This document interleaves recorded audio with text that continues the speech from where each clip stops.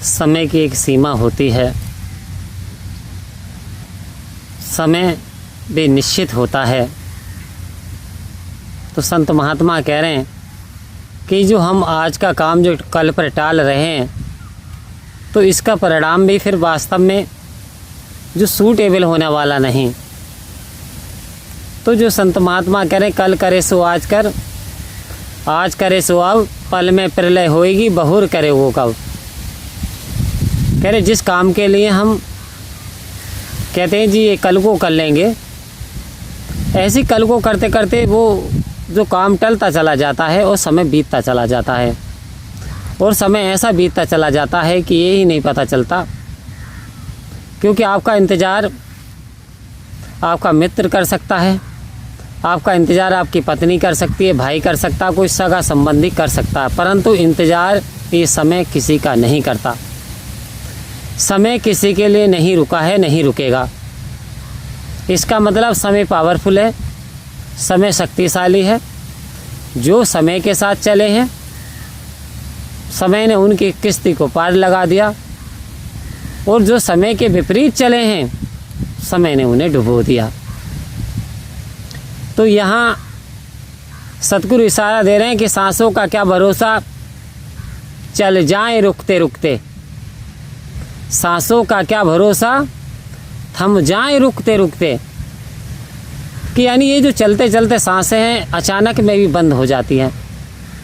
क्योंकि ऑक्सीजन जब तक आ रहा है, जब तक ये चेतनता आ रही है, जब तक श्वासें हैं, उसके बाद जिस वक्त भी स्विच ऑफ हो गया, वहीं पे इंसान लाइफलेस हो जाता है। फिर कहते हैं जी जल्दी लेकर के चलो, अब जल्दी करो, समय काफ़ी हो गया है, वापस भी जाना है। इधर ज़्यादा रखोगे तो बच्चे भी रोएंगे। यानी अभी तक जो कि आपसे इतना प्यार था, आपके शरीर से आपसे इतना प्यार करते थे, इंतज़ार करते थे, लेकिन अब वही रिश्तेदार कह रहे भाई जल्दी करो, जितनी जल्दी हो सके, वरना बच्चे ज़्यादा रोएंगे। आखिर कौन चला गया? रामलाल तो ऐसे के ऐसे ही हैं, श्यामलाल तो वही हैं, दो आँखें हैं, दो कान हैं, नाक भी वही, चेहरा भी वही। फिर आखिर चला कौन गया हमारे बीच से, जो कि हम इतना जल्दी कर रहे हैं? तो आओ संत महात्माओं, वास्तव में इस रहस्य को यदि हमने जान लिया, और ये गूढ़ रहस्य, यानी कहते हैं 5 तत्वों से मिलकर के ये प्रकृति से ये शरीर बना,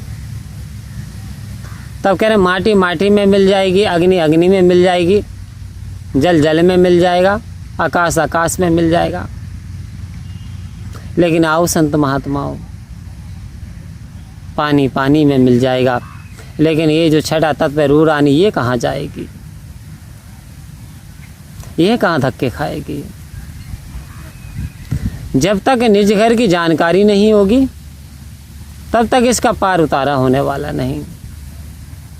क्योंकि यही ऐसा वो तत्व है, आत्मा प्लस परमात्मा। आत्मा को भगवान श्री कृष्ण ने पवित्र गीता में अजन्मा अमर भी बता दिया कि ये बार बार ना जन्म लेती है, और ये अमर है, ना शस्त्र इसे काट सकते, ना हवा इसे उड़ा सकती, ना पानी इसे भिगो सकता। तो ये जो आत्मा है, ये जो परमात्मा की ज्योति है, तो आखिर ये ज्योति कहाँ जाएगी? संत महात्माओं, जैसे कि आप किसी गंतव्य पे जाते हो और आपको उस स्थान की जानकारी होती है, तो आप आसानी से चले जाते हो। लेकिन यदि किसी को जानकारी नहीं है, तो वो घुमा फेर से भी चला जाता है।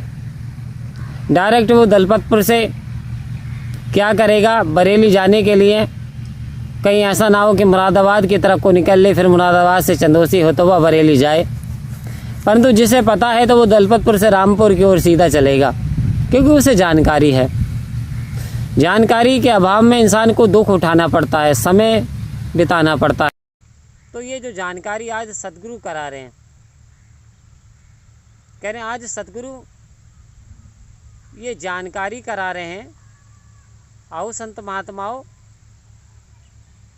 कि हमें सतगुरु ने ऐसी जानकारी दे दी कि तेरी आत्मा का जो ये सफ़र है, ये जो तुझे परमात्मा तक लेकर के जाएगा, तो वास्तव में मन को जो परमात्मा में बसा लो, क्योंकि यही वो मूल स्रोत है जो कि सुख का सागर है, सुख का आनंद है, जो कि ये आनंद दाता है। इस आनंद दाता के साथ यदि वास्तव में इंट्रोडक्शन हो गया, जानकारी हो गई, तो फिर जीवन की जो यात्रा है, ये जो सफ़र है, ये यात्रा सुहानी हो जाएगी। जीव जो बंधनों में फंसा हुआ है, आवागमन के बंधन से मुक्त हो जाएगा। तो ये आज सतगुरु काम कर रहे हैं इस आत्मा का कल्याण करने के लिए। सतगुरु का अवतरण होता है, सतगुरु धराधाम पे आते हैं। और संत महात्माओं जो सतगुरु के पद चिन्हों पे चलते हैं, वास्तव में अपने वो जीवन का पार उतारा कर लेते हैं, वो अपने जीवन का उद्धार कर लेते हैं। अन्यथा बात वही कि संगत कर अच्छे लोगों की, दवा मिलेगी सभी रोगों की, रोज़ थोड़ा थोड़ा हरि का भजन कर ले। ये ऐसा प्रयास करें, हरि का भजन करें, सेवा सत्संग सिमरण को ध्यान दें, और बेशक दुनिया में कारोबार करें, अपने कर्तव्यों को निभाएं, लेकिन मन रखो जहाँ कृपा निधाना। मन परमात्मा में देना है, मन परमात्मा में रखना है, आस परमात्मा से रखनी है। आओ संत महात्माओं, वास्तव में मोह माया संसार में उलझ करके फंस जाता है इंसान और अपने प्रीतम परमात्मा को भूल जाता है।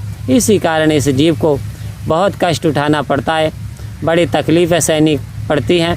तो इन तकलीफ़ों से, जन्म और मरण से यदि मुक्त होना है, तो वास्तव में सतगुरु के वचनों को जीवन में अपनाना होगा, आत्मसात करना होगा, इनको ग्रहण करना होगा, इन्हें वास्तव में कर्मों में अपनाना होगा।